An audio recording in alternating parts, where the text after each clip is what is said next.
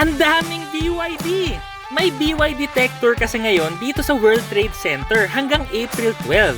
Dito mo makikita ang latest technologies nila sa mga sasakyan gaya ng DMI technology at Blade batteries ng best-selling electric vehicle brand worldwide at sa Pilipinas, ang BYD. Ang BYD electric vehicles ay powered ng kuryente, hindi gasolina o diesel. Kaya malaki talagang matitipid mo every kilometer na tinakbo mo.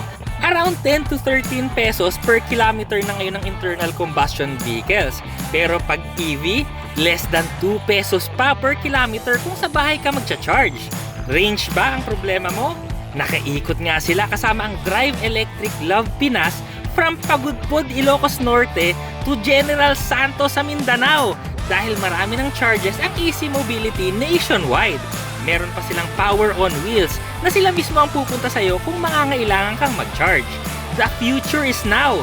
Electric vehicle man o hybrid electric vehicles, meron yan dito sa BYD.